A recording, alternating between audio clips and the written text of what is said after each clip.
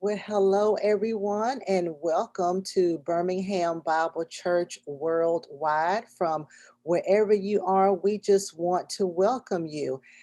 This is our segment called Winning Wednesday, and every Wednesday at 12 noon, we like to bring you some information. Well, the first thing we like to do, of course, is to declare that you are a winner and that you have the victory over whatever situation you are in right now. Whatever circumstance that you find yourself in, you have the victory. And so today we have some valuable information information, because at Birmingham Bible Church, we not only want to give you the Word of God, but we also want to help you and I, of course, to live here on earth and how we can have life and just have life more abundantly. And so, if you're on Facebook, we ask that you share this information, share it with your friends and your family. We are also on YouTube under BHAM BC, so make sure you subscribe to that as well. And we are under Twitter as well, James Mason 1. Well, in the month of May, there is another topic that we just cannot talk enough about. It just seems like every month has some kind of topic, some kind of national observance on stress. And so I can't, I can always tell you how stressful this year has been, but I'm sure you already know, between the pandemic, between all of the personal stuff that we all go through, it's just, everything has just been stressful. And stress is normal. It motivates us. It helps us to do well when we have meetings, when we have tests, when we're on the basketball court or football court, football field. But you can't have too much of a good thing. Normal stress can lead to chronic stress, and chronic stress, as you know, can lead to other health issues. It can lead to emotional issues. It can have you acting out of character. It can affect your relationships. I don't know if you all have seen this movie called Unhinged, but that is a classic example. It is a great movie. It's a good action movie if you like action. But it's a great scenario or an example of what can happen when you are overstressed. So it's important to manage our stress. And so on today, we have a professional talk about it. Y'all don't want to hear me talk about it. So we have a professional talk about it. Her name is Valerie Wilson. Her husband is our graphics guy. Of course, we've said that before, but he does all of our graphics at Birmingham Bible Church, Nicholas Wilson. But Valerie Wilson, his better half, is on today, and she has an agency called Refined Mental Health Wellness. And so she is going to cover all this information and possibly address a few questions at the end. So listen, guys, make sure you share this information with somebody that you know. And if you have any questions, please put them in the Facebook feed. So hello, Valerie, how are you? Doing well, Sister Pam. How are you doing? I'm doing great. I'm doing good. Thank you for joining us on today. Absolutely, absolutely. Um, So let's can talk you hear about me stress. okay? Oh, yes, I hear you great. You're fine. Perfect, perfect. Yes, ma'am. So go ahead and talk about this subject of stress. Well, I think you did a great job. You said that others don't want you to talk about it. I think you were doing a great job. And like you were talking about, this past year has been really stressful. I was just, for some reason, my mind had started drifting away from some of the pandemic issues. We have settled into the norm of staying safe, still quarantining, those type of things, and that has just become our new norm. But I was just thinking back to a lot of the stress that our family faced with the loss of two uncles within a month's time. And then I was thinking about so many other families that have lost loved ones. And naturally, your body is going to respond to those type of stressors. And you're right, our body, it is good for our bodies to experience some normal level of stress. It helps us to address issues that, it helps with problem solving. It does help with testing. It helps with getting us from things that seem threatening to us. If there's an animal that is threatening to you, your body is naturally going to create some stress. And by way of the adrenaline, is the adrenal gland is going to produce a stress hormone called cortisol. And that cortisol is going to alert your body to produce some level of insulin to give you some, or inhibit the insulin, but also give you some level of glucose to help you get away. That glucose is going to go to some of the large muscles in your body to help you to get away from that particular threat. But the thing is we're not always faced with a threat. And that's the part that I'm most concerned about. when we worry over some of the smallest things in life, our body is still producing stress hormones, this cortisol. And if we're not using the glucose that is produced as a result of that, if we're not using that, then the body is going to eventually store that glucose, which may make it a little bit difficult for you to lose weight. And so sometimes we wonder, why is it so tough for me to lose weight? Or why am I struggling with headaches? Or why am I struggling with so many other issues? And it may be a result of this stress hormone that's been released in your body and some other activities that require you to use those hormones to get away from a threat. So whenever, like, think about those moments when you're in a near car accident. You remember, you recognize what happens for you. Your body you get startled. You're more alert. You probably even have some reaction at the wheel, trying to miss a car or, make a turn of some sort. In those moments, you're responding out of the adrenaline that has released the cortisol. The adrenal gland has released the cortisol for you to be able to do that. Think about those moments when when your child is injured, in the urgency that prompts you to go see about your child, or even preparing for meetings. There's a level of stress that happens with that. Losses in your family when you lose loved ones. But overall, there's a fast-paced lifestyle in the world. And I just growing up in the 80s and the 90s, it wasn't as fast-paced and demanding as I have seen it today. Everything seems to be revolving around money, or how to make money, and what's the next best thing to do. And there's very little time to say my body needs downtime. I had to particularly be very cautious of this because I was actually driving, made a habit out of driving and going to the next meeting, or driving and eating. And in those moments that I'm driving and eating, my focus was on scarfing the food down so that I can get to this meeting without even recognizing when I was actually satisfied or when I was full. And so that stress and of going to that meeting and not really trying to be, and not being aware of what was going on for me, I think that just really got me into an unhealthy place. But yes, life does go on, and life is fast paced. Again, those are not the things that I'm concerned about.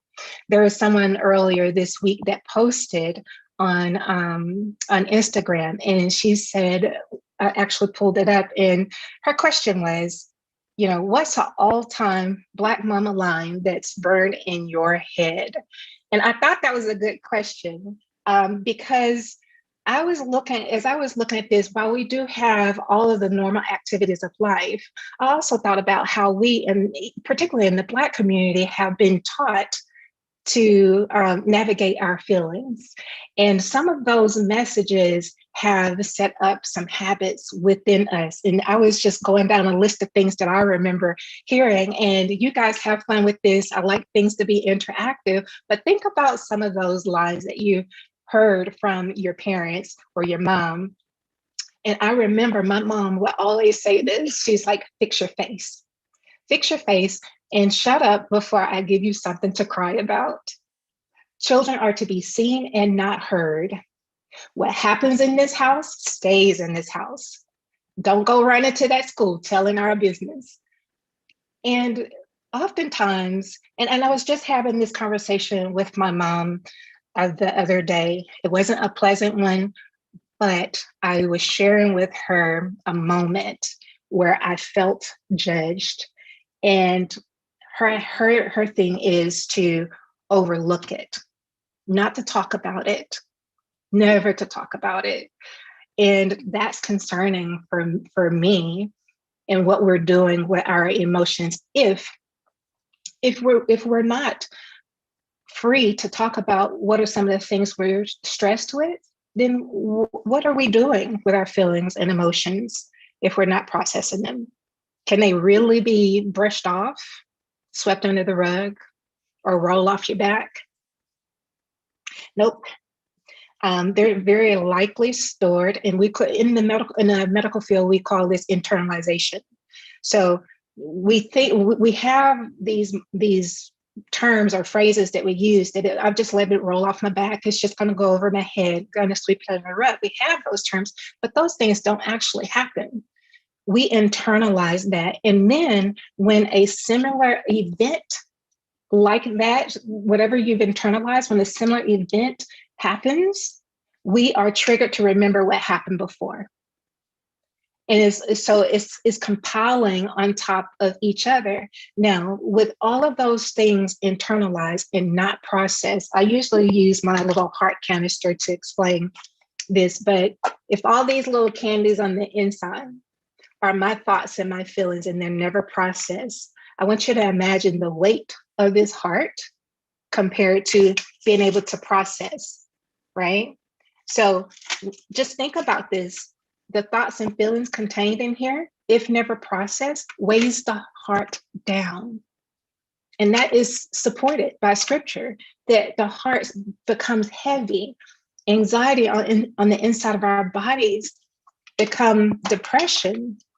And so that's how important, processing your thoughts and feelings are, because this is where your peace resides, right? And if you have all of this information that you haven't processed, then you've just given away your peace.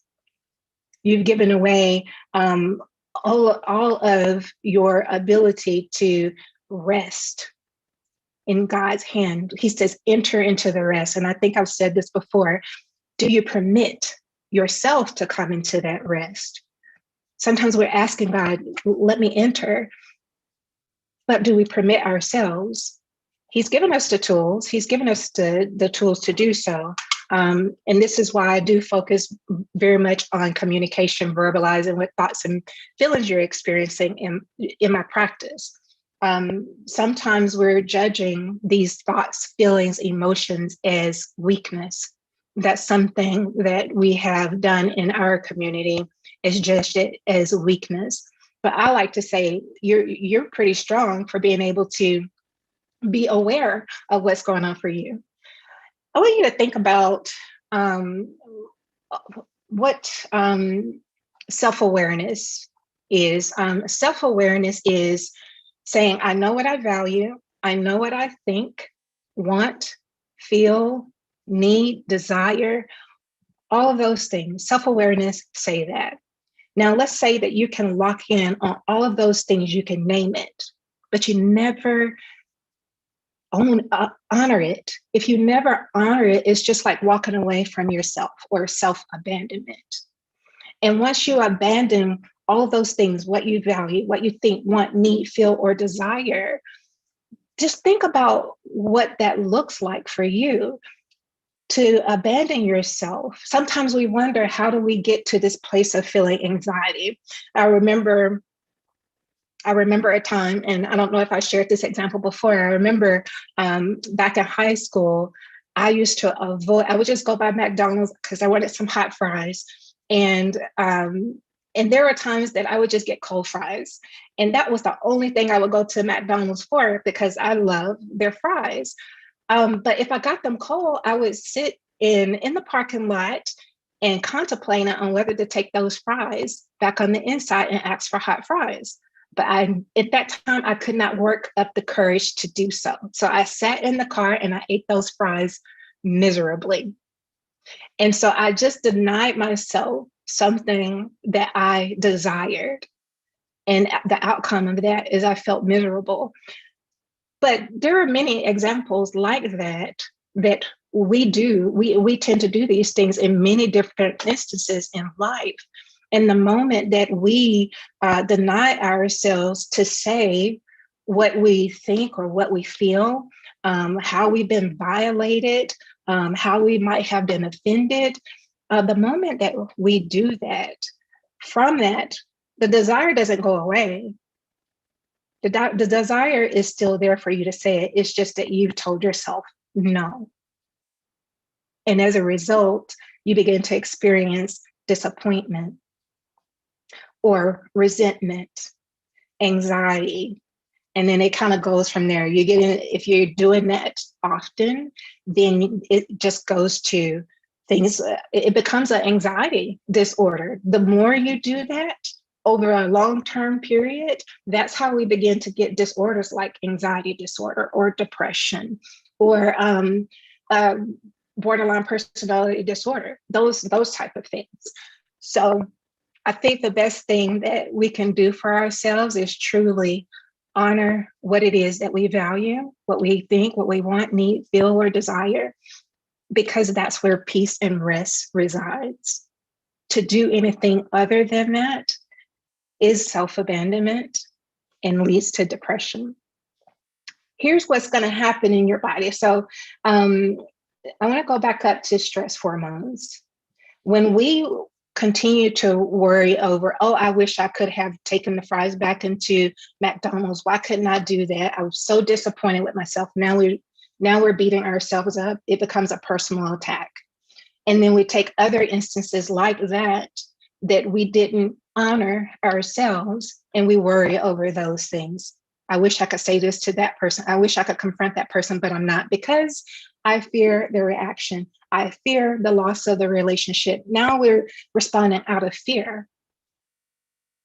The desire to honor those things don't go away. You simply told yourself no, but this is what happens in your body. As your body perceives stress, your adrenal glands make a releases that hormone cortisol into the bloodstream. And then overexposure of this cortisol, when you're in that space of worrying and anxiety, that is when you can really get yourself into some trouble, being overly exposed to this particular hormone that's only designed to help you to get through tough situations, like when you're facing an exam, or when you're in situations where you're trying to miss a car, or when your child has gotten injured. Now your body is overly exposed, and that's where some of the medical issues like increased blood sugar levels, weight gain, suppressed immune system, digestive problems, and heart disease, that's where those things begin to show up. I was so afraid of, during my late teenage years, really afraid of expressing my emotions, for fear of repercussion or punishment, those type of things. And I actually developed migraines as a result, I believe, as a result of the stress that I was experiencing. Doctors kept trying to give me medication, 8 different types of medications, like, what's going to work for these migraines? And I began to understand that, and even more so when I had my last son, when both of us had developed a heart issue. When I was pregnant with my last son, and we had both developed this heart issue, and the doctors couldn't see what was going on or the cause of it, I began looking at what was going on around me. And there was an issue that triggered this anxiety, this stress on the inside of me. I didn't want to address it with the person, because typically they become defensive and very reactive. But what I focused on was communicating what was on my mind and in my heart, gently and respectfully. That's the only thing that I could give myself responsibility for. As I began to process those thoughts and feelings, 2 weeks later, I go to the doctor and they found nothing going on. Stress will generate different issues in your body. And I think that we can be so aware, we can increase our awareness to understand how it manifests in our body. And years ago, it's been about 20 years now, but as I worked through the emotional trauma from my childhood, I was able to navigate thoughts and feelings that I just internalized for all those years. And eventually I was relieved of those migraines. Haven't had a migraine in 20 years, over 20 years now. So it is so necessary that you're processing what's going on in your thoughts and with your feelings. That's because, again, that is where your peace and your rest resides. Now, there's something uh, happening in the mental health care field, and it's always been happening. And there are just stigmas surrounded around seeking mental health care. Particularly in the Black community, we tend not to seek out help. If we looked at statistics, I believe statistically, we are in the lower ranks of seeking out mental health care compared to other communities, like in the white community.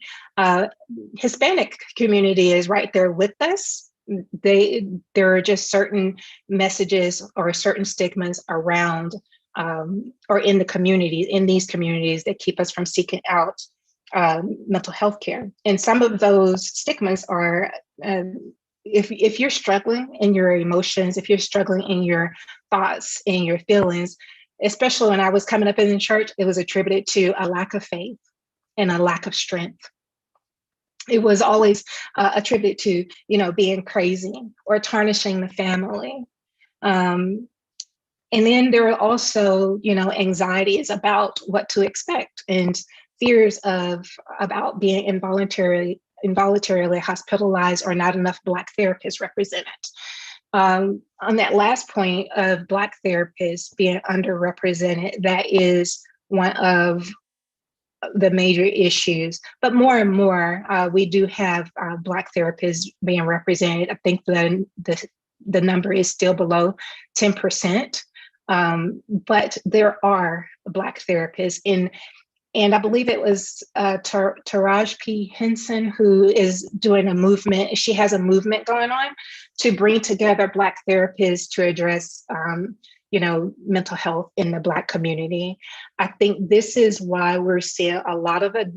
We tend to perceive people in the Black community or others, like authority figures, perceive people in the Black community as being aggressive is one part of that, to a degree, might be true.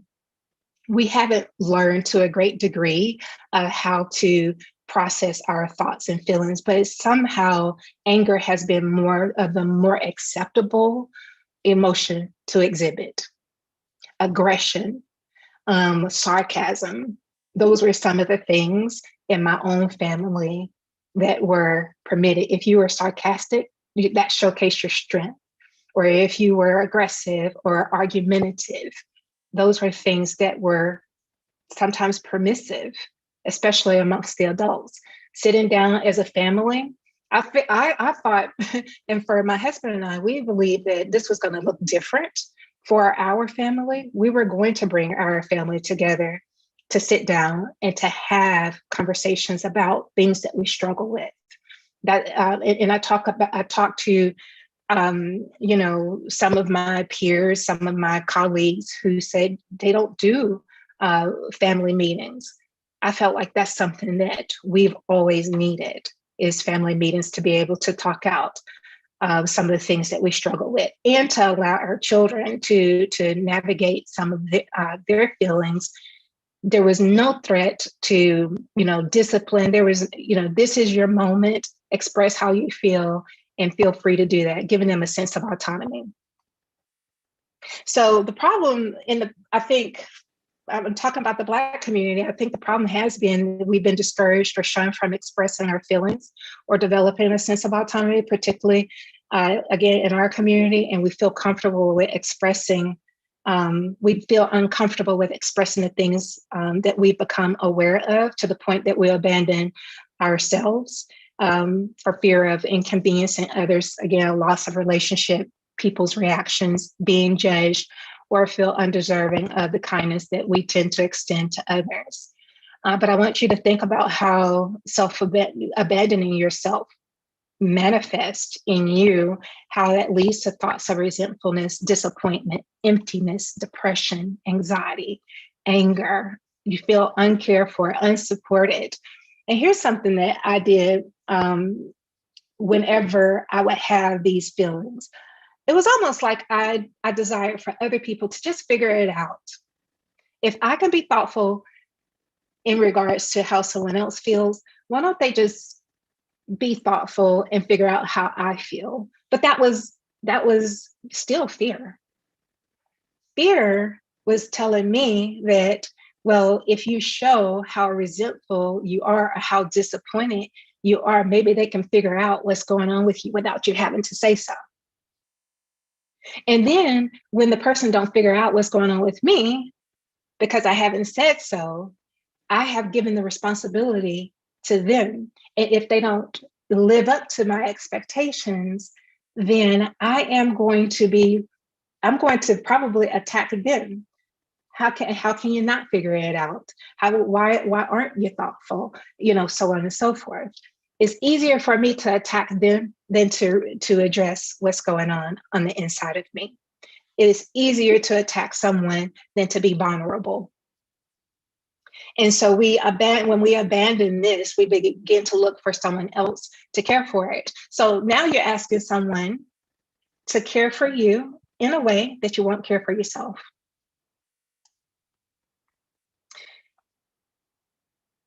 So I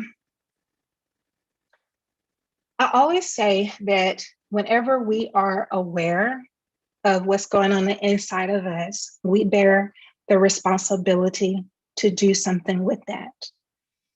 If we do nothing with it, we walk away from ourselves. And so it was me who should have, in certain situations, it was me who should have said, I feel upset, or I feel whatever it is that I'm feeling, whatever I become aware of. It was up to me to say, no, I won't be able to take on that particular task today because my schedule is full. Other people don't need to just try and read your mind regarding that. You know that you're exhausted and you have the responsibility of saying so. So, boundaries is going to be a part of how to manage your stress, setting boundaries, being able to say no, delegating tasks, asking for help, not overcommitting, not allowing yourself to be manipulated with guilt, speaking up when you feel uncomfortable, and establishing a healthy support system. So all of these things, there is more to setting boundaries, but those are a few examples. Another part of managing your stress, I think this has been important to me, is set aside some downtime daily. At least start with 30 minutes. Try and increase that to about an hour, that you get to rest, take a break from your daily schedule. Take yourself out to lunch without coworkers periodically. Enjoy the sight, smell, and taste of your food. And try to be more aware of when you're feeling satisfied instead of rushing off to different places and trying to eat at the same time. You're acquiring so much of your body in that moment. Maybe sit quietly and meditate and fine tune your senses. Sometimes I like to go and sit at the park and just observe nature, and that's it. I'm not thinking about where I need to go or what I need to do. It is quiet time. Schedule a nap without guilt. That has helped me so much, because it used to be I would take a nap with guilt. I would always have this pressure to, like, I should be up doing something. But now I moved into a space that's like, nope, I have been very productive today. Therefore, I'm going to take a nap. Also, go to bed at a decent time. On average, adults under 60 years old need about 7 to 8 hours of sleep, and it varies for different age groups. Drinking plenty of water is going to be something ideal. Now, one of the things that I was just thinking about this morning. I was sleeping so good last night. I was like, what did I do to sleep so well last night? One of the things is that I don't like my feet cold, so I put on the little electric blanket and covered my feet down at the bottom of the bed. And imagine that here in Arizona. But so I put some heat, and then I use this Calm app.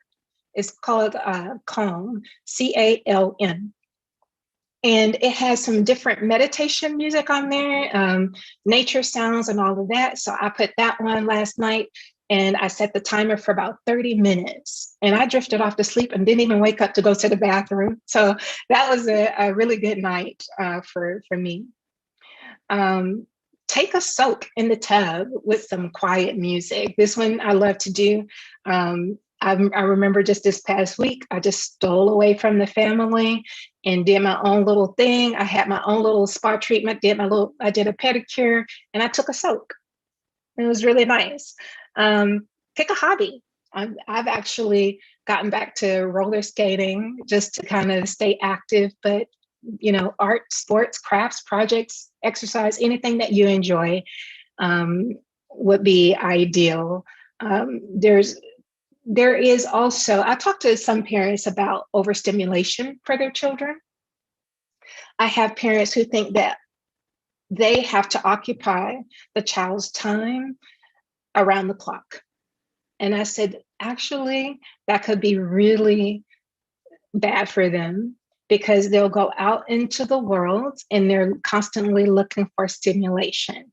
And when they're not being stimulated, they don't know what that space feels like, or how to exist in that space where they're not overstimulated. So a child being able to also get adjusted to doing some quiet time or relaxation time, like my son calls it. He's like, I'm in my relaxing moment. Now he'll go off to himself. That's his time and that's his space. We don't engage with him, but that is just some downtime for him, and he'll let us know. He'll also let us know or put it on the calendar when he needs some quality time with his family. So getting your kids or other people in your home adjusted to when your downtime is ideal. Also, leave some cushion around schedule appointments and your work schedule as best you can. Whenever you have a doctor's appointment, plan to leave in time enough to arrive early. I try and arrive at my appointments 15 to 20 minutes early. At work, 15, 20 minutes early. And if possible at work, when your shift has ended, leave on time. Try to leave on time. And you're just setting up, you're setting up a framework for yourself where you're able to say, okay, I'm turning the switch off. I think I've mentioned this before. Whenever I get up in the morning, though I work from home, I try and get dressed for work. But as soon as I turn off the light switch, I'm going to go and put on some leisure clothes. And that tells my brain, you're off work. Because I could work all day. And I used to not, distinguish when is my work time and when is my leisure time. So distinguishing that will help you to reduce your stress as well. So if you want, you can talk about some of the things that you like to do. Those are some things that came to my mind. What are some of the things that you do to reduce your stress? Think about that. And then what I'd like for you to do is plan this week how you're going to implement that. Set the goal and work towards implementing that this week. And then after you have implemented that, I want you to think about what that experience was like for you. Sometimes we can get in that space and it feels a little bit uncomfortable at first, especially if we're in the busy phase of life where we rarely have an off switch. Sometimes it feels a little bit uncomfortable, just like I talked about during that nap time where I struggled with guilt, but eventually moved to a space where I can lie down without guilt. So these moments when you're trying to implement these new strategies, it's not going to feel very comfortable at first, even with meditation or taking time out to pray. That is another one that actually is number one on the list, taking the time to pray about situations that you cannot control. And then on top of that, only control the controllables. When something is out of your control, sometimes we can get into a haste trying to figure out all sorts of ideas about how to resolve that situation.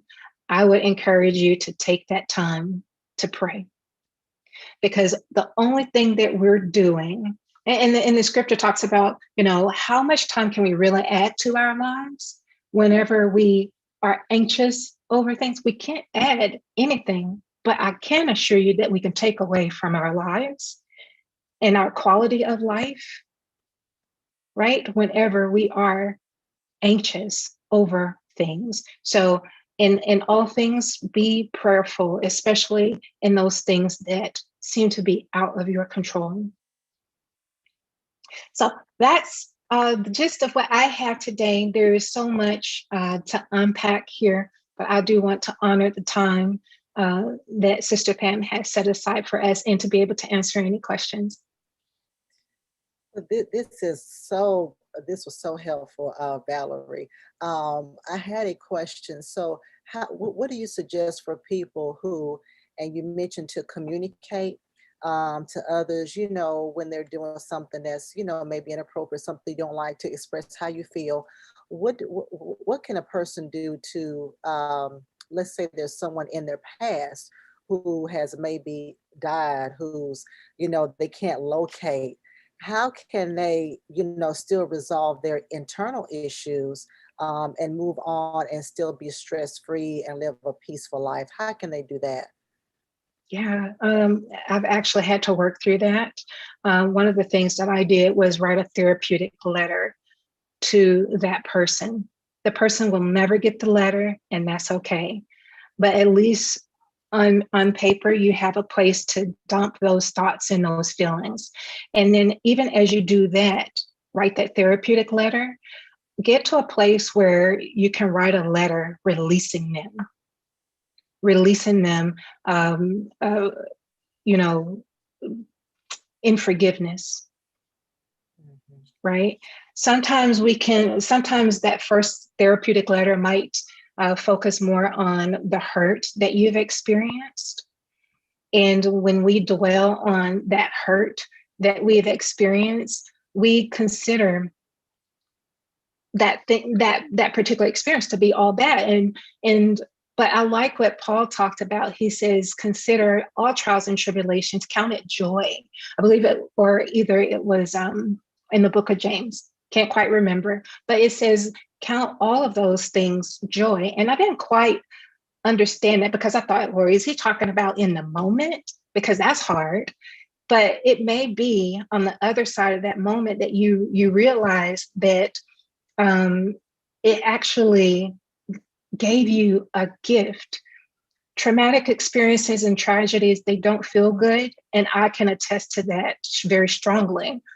But had I not experienced the domestic violence that existed in my home, and the result was that the kids were neglected and abandoned, if I had not experienced that, I don't know if my compassion for kids would be as great as it is, or my passion for kids in dysfunctional homes as uh, is as great as it is. So I believe that what I went through back then was actually a catalyst to where I am now and where I'm going.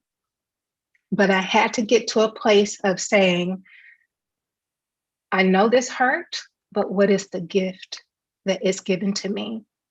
Deeper compassion, a deeper desire to connect with people. Yeah.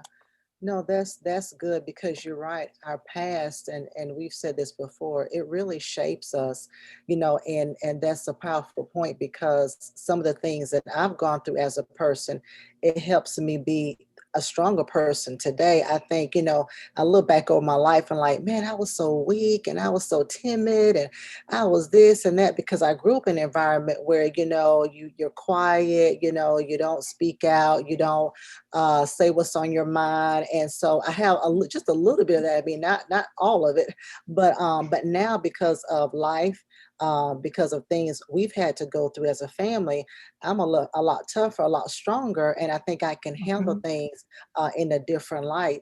And so you're right about that. I love what you said about control the controllable. A lot of times we do want to control other people, So a child isn't acting right, and we're just why ain't why ain't she or he do it? But at some point when they get a certain age, they're out the Mhm. house, they have their own families. You can't control them. You can't control family members and people and Mhm. in our circle. And so you can't do that. And so, that's one stress thing off your plate there. Just learning how to control the Mhm. controllable. You said a lot of things. I like how you said how we don't need to deny ourselves how we feel, and just that example of that candy in the bowl, that was awesome. Because if you keep just piling stuff on, then it's going to your heart. You talked about how stress just affects us physically. A lot of Mhm. illnesses that people have, even with the weight gain, I didn't think about that. Absolutely. But it all stems from stress. And so this was great, this was awesome. Yeah. I've been looking at the feed. I don't see any questions, but Yeah. we've got a lot of people on here commenting, just kind of about what you've been saying. And so this was great. Great Yeah. information. Thank you for this. Another point that I wanted to make, and you actually brought it to my remembrance, is that whenever we are expressing what our values are, what we think, feel, want, need, or desire, sometimes there can be an expectation that people will respond accordingly, and they don't always do. Sometimes they will receive what you have said, and sometimes they will not. But the way I usually posture myself is, I am going to say this, and you can receive it. If you do, that's great for our relationship. But if you don't receive it, then I need to set up some boundaries between you and I, and that might require a bit of a distance. And unfortunately, I've had to do that with my own mother. That if you're going to continue to enter a space where you're toxic and hurtful, then I cannot continue to subject myself to that because of title as mom. And that's oftentimes what happens is parents can use a title as their parents, as they are parents. Sometimes that's used as this sense of entitlement, right? There are some things that occur with me and my middle son, and right now we're working towards communicating more and us reestablishing our relationship. I make no demands for him to be in relationship with me because I'm his mother. He is a human being, and so I just want to let people know is not to have the expectation that all people will receive what you say just because you're speaking up. What you can control is the access that you have, or that they have, or well, that you have to them, or the closeness of a relationship. So um, just be careful about those expectations. That's good. You're right. And establishing boundaries, it is so important, because, if you give people access to you, to your heart, to be able to speak and say whatever it is they want to say to you, then you're setting yourself up for disappointment. You're setting yourself up for, that stress. And so don't Mhm. give them that access. Like you said, Right. sometimes you may have to distance yourself, and it's sad, Mhm. like you said, it seems like family members are the one, if it's, one of your friends or something, you make it just be like, okay, well, whatever. But it's so much different when it's a family member, because we feel like we're Absolutely. tied by blood. And so we have to be together. Big Mama said we always got to be together. We got to always stay together. We're a family. But however, Even if you're toxic, it's tough. Yeah, yeah. So, no, so this is wonderful. Thank you so much for this, Valerie. I'm just going to do a few quick announcements. I'm going to bring you back on at the end. Stay right there. Okay. Just a few announcements for our family, and then we're going to bring you back on just for a few closing remarks. So if we can hold tight 1 second.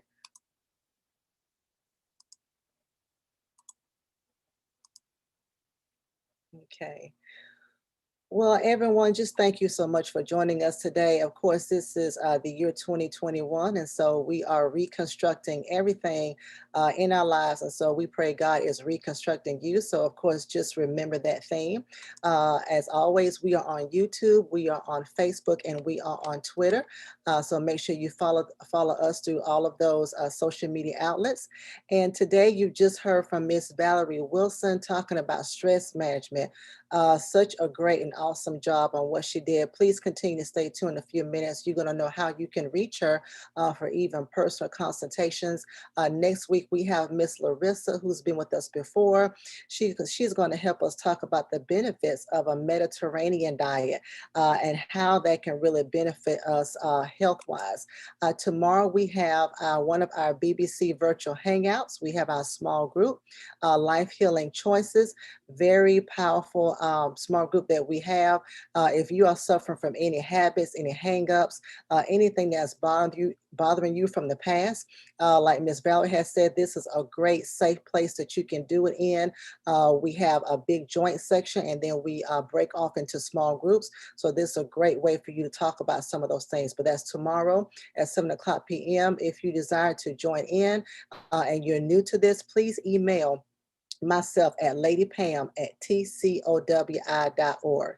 And then this Saturday, we are honoring all of our graduates with Miss Katrina Brown. She's going to be giving us some great words on how to elevate to the next level, as many of you have already done. But that's this Saturday at 11 o'clock a.m. Central Standard Time. We will be showing it on Facebook, on YouTube, and on Twitter. And then the end of this month on Saturday, May the 28th, we are having a time of fun to try to break the stress level between our spouses. And so we're having something called Battle of the Sexes. So please make sure you register for that. That is going to be a private event, so it's not going to be shown on social media. So if you want to do that, you want to join that, you can also email me at ladypam@tcowi.org. Don't forget our drive-up services are every first Sunday of the month in the parking lot of the MLK Center. The address is 529 43rd Street North here in Birmingham, Alabama. And then on June the 13th, Sunday, we are actually having our virtual business expo that's going to be held online. And so, of course, if you want to participate in that, please let me know. It's a great way that you can showcase your business. And we are so excited about the things that we have going on. Of course, in the month of June, we have our Men's Awareness Summit with some of the greatest who are really going to inspire our men to be better. As you can see on the flyer there, it's going to be Saturday, June the 19th at 10 a.m.